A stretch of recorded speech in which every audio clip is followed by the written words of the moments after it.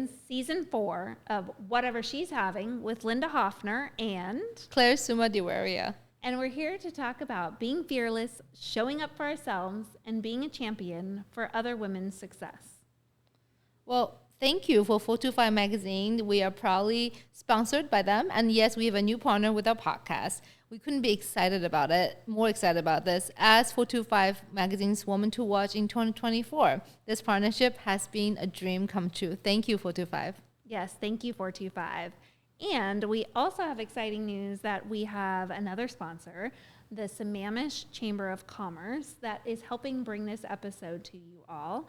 And Claire and I are getting to speak with them at the Empower Her Women's Conference, which is hosted by the Sammamish Chamber of Commerce, which this whole event is here to help you level up your confidence. Claire and I are bringing insights to help forge supportive relationships to this event, which will be on May 15th at the Plateau Club. So seats are filling up fast. You don't want to miss it. You don't want to miss Claire and I. And you can get your tickets at sammamishchamber.org.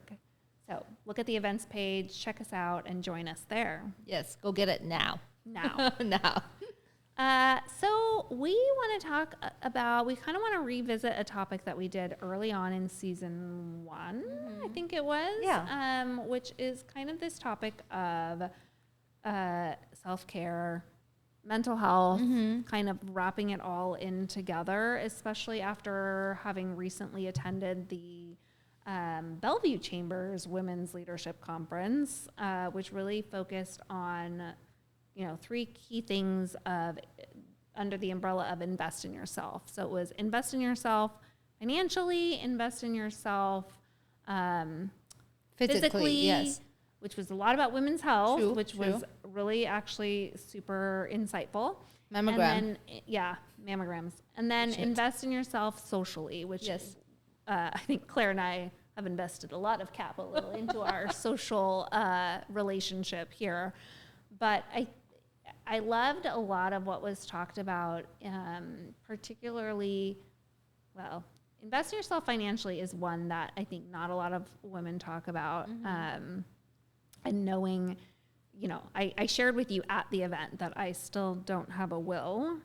And you scolded me heavily for that, and I appreciate the nudge. But it's like all of a sudden you're midway through your life and you're like, only we still have like 40, at least 40 more years to go. 40. Okay.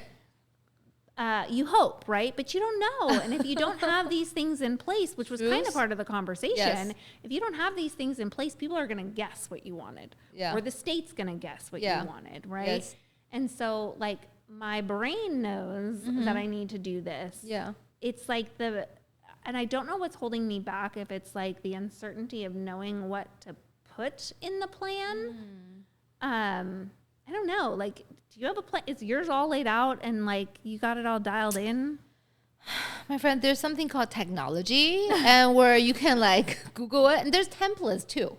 I mean, I think one thing I would suggest, if you don't have an essay lawyer that you trust yet, you can like kind of Google about the templates. It's on like, eForms has it, legal forms, and then you can look at what kind of look like. So I know that there's easy access to these things, but it's actually like knowing what to put down, like then you need to ask somebody who's going to be your power of attorney, right? Yeah, because it shouldn't be your spouse, because they might be on the same plane with you, in the same plane as you, right?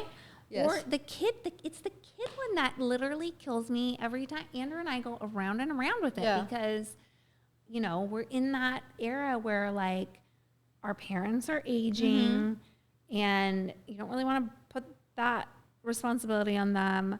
Our older son Parker's like only 20, so you don't really want to put the responsibility on him.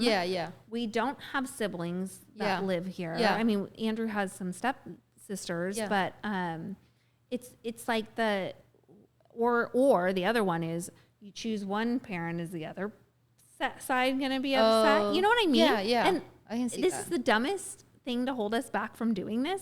But we literally go around and around, and I know that I know it's kind of a tangent for self-care, but it is something you have to think about. It is a self-care thing though, Yeah. because without that worry, then you can care about yourself better. Because That's true. right now you are caring about Colton, Parker, and then Andrew, or like other things is not on your own, and then you're trying to take care of them and then take care of yourself.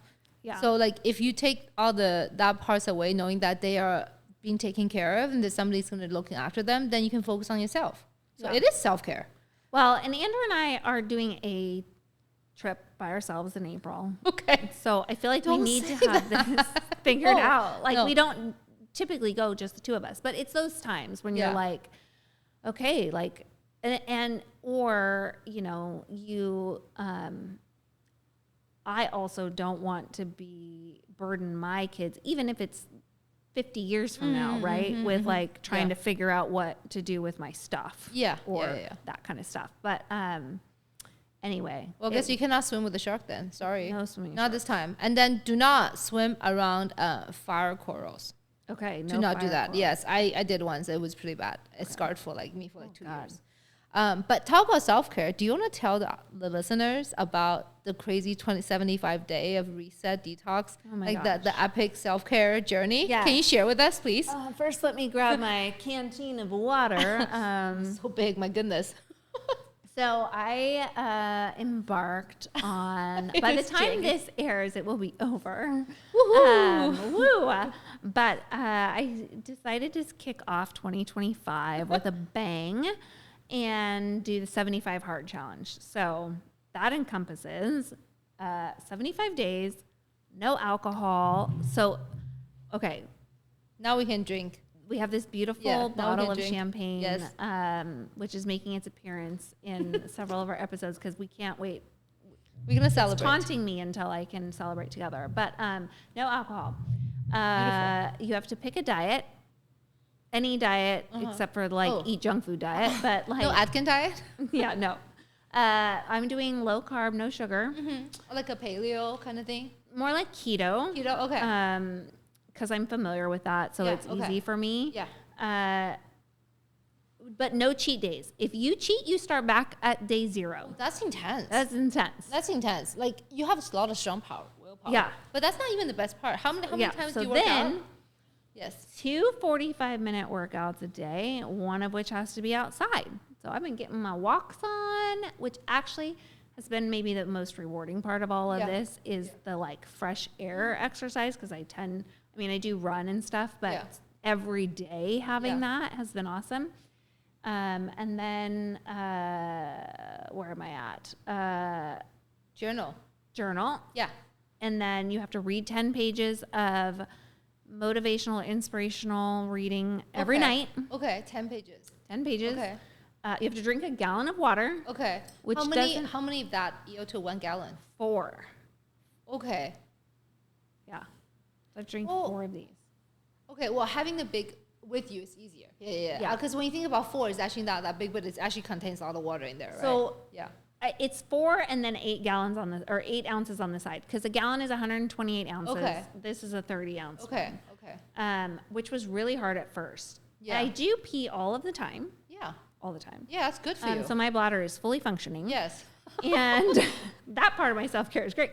And then you have to take a progress picture every day. Oh, okay. So that you have this like time lapse. Yes. Yeah. Yes. But I feel you look amazing. Your skin's glowing. Thank Oh, you. and then definitely no alcohol. That's been hard though, don't you think? But at It first, was I think hard at first. then it's okay then. Then it's okay. Yeah. Like I actually, every once in a while, like that bottle of champagne is like, oh, I bet you that would taste so good. But I'm not, it was hard at first. Yeah. And in social settings, like I just like walk everywhere with my Stanley and I'll even, because I don't want to, if I go out to eat, I don't want to drink the water at the restaurant because then I have to do the math. Oh, okay. And so I'll go in, I'll just make sure that go in with an empty container and I show them and I like leave the lid off and I'm like, can you put water in this? And then I can't drink a gallon of cold water. It makes me cold. Yeah. So I have to drink like really warm water and then I have no problem. To me, I really like I know. I only like warm water. Only warm water. It's Yeah. my jam. I will Yeah. not even drink cold It's water. actually anymore. better for us It's as so women. much better for you. Yeah, it's better for our temperature. It's better for women to Yeah. drink warm because our body tend to run cold, you know? Yeah. Unless we're in menopause or something. Yeah. Which is a true thing. Yeah. Yes. But like, I mean, through the did you feel like you gain muscle, lose weight? Like, do you see any of that difference? Oh yeah. Yeah. Yeah. I mean, I wasn't doing it to like lose a bunch of weight. Yeah. You shouldn't but be I detoxing. definitely Yeah. trimmed, like got toned. Okay. And I also started taking like 5 milligrams of creatine every day. So I definitely see a change in my you muscle don't lose tone. muscle, right? Yeah. Okay, that's good. That's Because actually women really are smart. supposed to take creatine. Oh, really? Yeah, 'Cause low we can't- doses. Because we can't get You start protein. losing muscle. After 40, everything changes after 40, but Tell me that. I'm over 40. actually most people Way over 40. Yeah, they do encourage everybody to take creatine. Oh, really? Okay. Yeah, and 5 milligram. It's not like I'm like You're a not drinking those beefcake, smoothie, right? Yeah, like yeah. But it does help with muscle building and muscle mass. So what about I guess like for self-care, since we talk about last year we talked about like how we supposed to taking care of ourselves, hold each other accountable. Other than the detox, I think that what else are we doing in self-care? I feel like should we set like some kind of goal or like some kind of thing? Well, what like, are you doing for self-care? Let me hear. Know. What am I doing self-care? You know what? I do say because since we started this podcast, I'm like a whole new woman. What? Yes, ever since we started this podcast, like 3 seasons ago, I realized like this makes me so happy and my life is so like lifted. I feel like I don't feel guilty anymore when I'm not doing anything. Really? It's wild. Like, yes. So we were at the Chambers, right? Because I think we were talking about like, the work and life balance. I actually have a like pretty decent work. Like I enjoy because I think everybody's balance is different. Yes. Correct. Yes. Because like how like we talk about everybody's idea of work and life is completely different. So to me, I realize what works for me and it makes me happy, right? So I would work like 6 days and then 7 days completely shut off, right? Yeah. And then so where else maybe like other people's standards working like 5 days or like, there's different cutoff, right? Yeah. Because we each have a different threshold for Exactly. what's like overwhelming. Yeah. Yeah. right? So like for me, I think my self-care is now knowing like when it's not making my body feel good. So like say if I'm like constantly putting out fires at my business or being rushed to doing something, I realize my body just triggers differently. And then I know that I do need to plan things like ahead to know exactly what it look like. So there's a process. And then when I build a process, I know that I can use it again. If it could be like stupid, it could be like skiing routine, could be the way I'm making breakfast. It really helps me to like set my brain. And then because I start my day really, really early. I wake up automatic like 5:36. I know because you and I are texting at 5:30 in the morning because you're the only person I'm awake. like brushing my teeth and texting her the first thing in the morning. And then I think and I'm on the Peloton and I'm like, hi Claire. There's Claire. Hello, good morning, beautiful. That's what we do. Seriously. Yeah, and I think like if I do things like that, it keeps like me very focused and being very efficient. Yeah. And so I've been trying to, my self-care is delegating more project to my team and then outsource the things that doesn't bring me joy. And then so I can like eliminate the time I'm doing things. Like that's not really giving me growth. Yeah. Yeah. So I've been trying to really focus on that. And then so I have like a lot of free time. And I don't know why, Linda, why do you, like, it's weird people does not believe that when I tell people like, my gosh, I have so much free time. I don't know that I believe you right now. See, but she okay. doesn't believe me. I don't know what is it. I was like, man. I think maybe it's the way that you're calling it free time, right? Like you might think it's free time, but you're still doing something or going to an event. Oh, okay. And we're like, to the outside person, yeah, that's not free time, right? Yeah. But to you, it is. Yeah, Because you're 'cause it like, brings well, I'm me not some working. joy. I'm going to an event that I like. yeah, Which is actually a really great way to frame that because I guess if I think about that, like I do take time to, in the middle of the day, to go to a conference or an event that speaks to me or whatever. I mean, I make up for it later by working late, but I'm grateful to have the flexibility to do that, right? And not be so chained to a set schedule. yeah. Which might make me crazy if I was like. But also you're very efficient though. I feel like you're really good at doing different things and then multitask. Like you're just really good at doing different things. And then I feel like sometimes when you do something that you may be tired inside, but I can tell the pure joy in you, like in the heart. So physically you might be tired, but I can tell you love it so much. So it's like it makes you glow from inside out, even physically you're tired, which is like really beautiful. Oh, thank you. Yeah. Well, you know, one of the reasons that I work out in the morning is to start my brain and like get that motor running. Because I truly believe that through movement, like you work out, you work through a lot of stuff in that process, right? And you let go of the anxiety or the stress or whatever. And so some people really like to do it at night for that same reason, but I'm more of a morning person because I like to start my engine that way of like releasing the toxins. You know, Chef Christy at the event said she did, she got really into cupping. Scraping and cupping. Yes. And then acupuncture too, right? Yeah, and acupuncture, and realized that she was letting go of childhood trauma and stress and grief through that. Yeah. And I really thought about that because the other thing I've been doing for self-care is getting massages once a month. Yes. And my body like holds a lot of tension, especially from running or biking or whatever. And that has been hugely helpful for me to like have that form of release of those toxins every month. But I think it's also, you know, sometimes people ask me like, why do you work out so hard or why do you train so hard?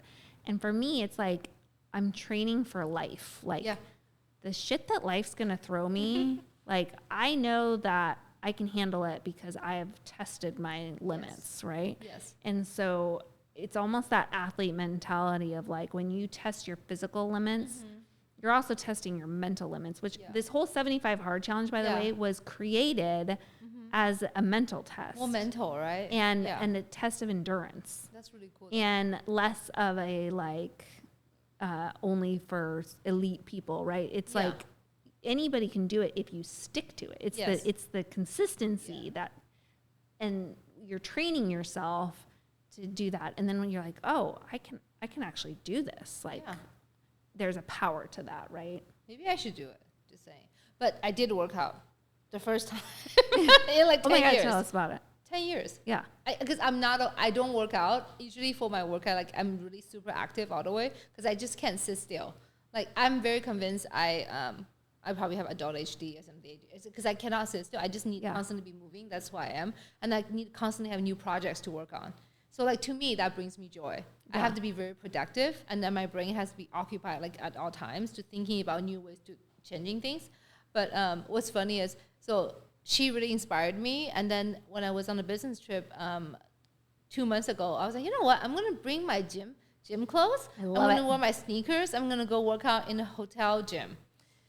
But it was the most creepiest hotel gym you can ever imagine. It was so scary. I thought it's like one of those like serial killer like gyms, like super low ceiling, like fake wallpaper with mirror.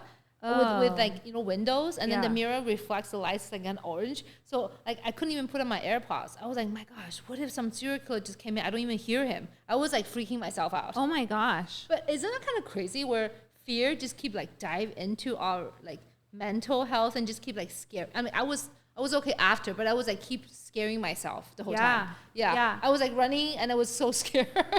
I mean, we could talk about that. Like, yes, let's talk about the fear. Yes. Fear blocks us from a lot of things, right? Yes. Not just fear of failure, but fear of a lot of things. And it can crippleize you. Yeah. Cripple, I don't know if that's a word. Crippleize? Cripple? Cripple, yeah, it's a cripple. And plays into the whole mental health thing. Yes. And, you know, on that topic, I was reading through 425 magazine's online editorial, and the one from this particular day that I was reading was about Snohomish County, and they are taking the Human Services Division of Snohomish County is hosting Youth Suicide Prevention Task Force. And so they're putting together a task force to really look at that mental health of youth. Yeah. And I think that's really where it starts, right? A lot of us who have mental health challenges or demons that we're struggling with started at a young age and never got the attention that it needed or the treatment that it needed, and carries over into adulthood. And so I think I was really, intrigued by this article that they're making a bigger push to focus on the youth. And, you think about elementary, but really like in middle school, like kids can just start being nasty, right? Yeah. And the whole focus on this event that Snohomish County was focusing on is you are not alone. And I think as youth, so often you feel alone in everything, and you don't want to talk. Either you don't want to talk to your parents, you don't know how to talk to your parents. They're not the resource that you need at the time, and friendships are hard. Yeah, and we feel like, and also sometimes, especially I think in sometimes when we think about trauma, we tend to think it happens to a family with less resource, but actually it's even more stressful sometimes in the highly, very affluent, also like really performance focused family, right? Because there's a lot of stress. And then like, the Bellevue School District, the current superintendent, Dr. Aramaki, he was saying that his goal for all the kids from the school district is bring the joy back. Learning, yes, he did right? say that. It's so competitive. And then I think that's how mental health sometimes play a part, where because a lot of families who have a lot of resources, they put all these resources into our kids, making sure they go to Harvard, go to Ivy Leagues, or become the best of the best. Super child. Exactly. And then go to do so many extracurriculums, right? And then, but that adds actually fear into them, the feeling of like failing, and then they add shame onto them when they cannot perform. Yeah. And I think I'm not a psychologist. I feel like when you think about it, like in the world we live in, there's how I see it, there should be only two waves, in either love or fear. So like if we have the love for something, like that can help us to kind of conquer fear. But it's like, but if the trauma is so deep, then that fear is always going to call us back and pull us back, right? So like, right? So like it's going to just like kind of like crippling in like the back of our brain, just coming up. So I don't think I've talked about it on this podcast before. I think I've talked to you about it, but I, not dealing with fear or anything, but was dealing with emotions and things brought up from childhood, and then like this constant need to be seen and recognized, kind of coming from like being of divorced parents and not seeing my dad very often. And then it got further exemplified by having a boss who didn't see me and really did not want me to succeed. And I started with like therapy and counseling. Yeah. And somebody suggested hypnotherapy to me. Yes, you told me about this. Yes. And I was like, okay, like, how is that different? I didn't really know anything about it, right? And so I went to this hypnotherapist, which she was a very interesting and strange woman, but I feel like you have to be when you're in that field. Oh, okay. But she dealt a lot with athletes, because athletes can also get in their heads, right? If they've had a really bad game or they're like in a slump, it's very hard to get out of that slump. And when you're going through traditional therapy, you're reliving all this stuff, right? Like that's the point. They want you to talk about the past and all this stuff. And sometimes that doesn't work to push you forward. Yeah.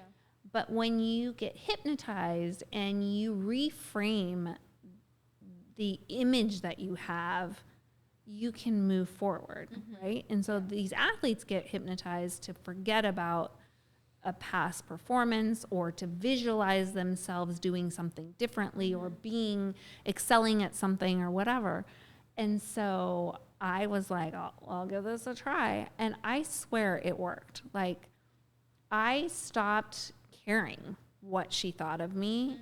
And this hypnotherapist helped me reframe who I thought I was so that I wasn't latching on to her opinion of me as my description of myself. Yeah. But I had my own. And once I was firm in that, it didn't matter what was happening on the outside. Yeah.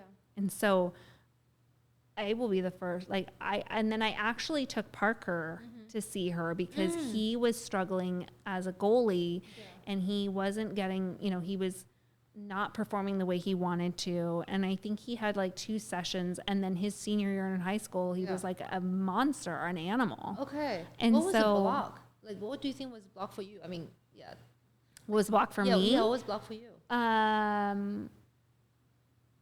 Well, I think there was a lot of a fear of failure, like of not being good enough. That's what I struggled with. Yeah. That actually is it. And I had, from a very young age, had struggled with not being good enough. Yeah. And so helping me reframe that instead of, because I just couldn't get past it in traditional counseling, right? Like, I could come up with all these examples of why, but I didn't know what to do. Yeah. And so getting hypnotized just helped me not latch on to that. I think that's like, because I think I work through I'm working with like similar issues where I think I'm not good enough, right? And I think sometimes parenting makes a difference, how we grew up, and then like changing of scene too. And I think it's interesting because I think that like, I'm just really glad there's a lot of different tools out there to help us and then the youth now. There's therapists, there's like, how to say that word? Hypnotherapy. And then I think there's other ways too. Oh yeah, there's like so many ways, right? Now. Yeah, and then there's like, I think that's like, I'm just so glad there's actually a lot of different avenues of support coming. The problem is having access to them, right? Because number one, even a counselor is like very hard to get, a therapist, right? Like they're booked out forever, especially the youth ones. Yes, and the insurance and is then it's getting expensive, crazier. right? Yes, like the hypnotherapy, I was blessed that I could pay for that, but it wasn't covered under insurance, right? So the access to it is a whole nother topic for another day. Oh, don't even start it. This is like a broken system. Period. Yeah, I don't completely broken. It's like so much. Yes. Yeah. So, on that note, I will say it was very depressing to hear that we, as women, should not be drinking wine. What was the other thing? Don't eat sweets. Don't eat sweets. And don't drink wine. Oh, don't drink alcohol. Don't drink alcohol. Which is sad though. And then what was the third one? This was at this was the invest in yourself physically portion of the conference. So I just remember the sweets, the alcohol. What was the third one? I don't remember. Well, we talked a lot about the hot flashes, which is so preventative really care. Being so prepared. Make sure we do like mammogram and then I think like if that's the 3, because the third one obviously we don't remember anymore. Oh no, be active. Oh yeah, but you hit that off already. Yeah. So do you think the top two is harder for you to do? The sweets and the alcohol, if you're not doing the 75, like on the regular base. Yeah, I mean, who doesn't enjoy a cocktail or a glass of wine at night, right? Yeah. But apparently the night is the worst. So we'll just go to day drinking. All right, then. Because that's when, apparently, if you drink at night, then you get if you're in perimenopause, you get the hot flashes. Yeah, yes. So we're just going to move to day drinking. Okay, day drinking. And then we'll get it all out before we like before 8 o'clock then? We'll just have our hot flashes outside. Yeah, 6 o'clock by in the morning pool. we wake up. Day drink by the pool. Jump in the pool when you get your hot flash. It's perfect. Okay. And that is how we're going to close this episode. That's how we're going to close it out. Okay. Key to all of this is day drinking by the pool. And jump in the pool while you have a hot flash. And we're going to bring Jen Mueller with us so she can cook us a meal afterwards. Some carb. And then Laura, we're going to take Laura to the ice cream shop for our sweets. Yeah, and she's going to order in whatever language she wants to pick. That's brilliant, by the way. Yeah. That's wild. We're so lucky to have them as guests. Totally. Okay. And I don't have a quote picked out for I don't us have today. a quote one today. I feel like today was more relaxing, just me and you catching up. Yeah. Because we started like this. We started like this. Yeah. And then this episode was like a nice way of catching up. Yeah. Well, I think that like this 3 seasons ago, even till I think there's so many things in our life changed too. Yeah. Like the more we involve with community, the things we're doing, our kids, like everything changed so fast. Yeah. Yeah, we just need this moment grounding ourselves. I know. Just you and me. I feel like there's a Winnie the Pooh quote out there or something that I can't think of that. Like a friendship one? Yeah. That would be like us. But like Pooh and Piglet, that's how we're going to end this. Like just I love it. 2 peas in a pod, Yes. doing the things that we love. Exactly. Okay. No judgment, just love. Yeah, the rest of the season is going to be amazing. I can't wait for more guests. Thank you, 425 Magazine. Thank you, 425 for being our Magazine. partner. Thank you, Sammamish Chamber, Thank you. for bringing us to the Empower Her event and being a part of the show. So we'll catch you on the next one. And if you want to sponsor us, you know where to find us. You know where to find us. Bye. Bye.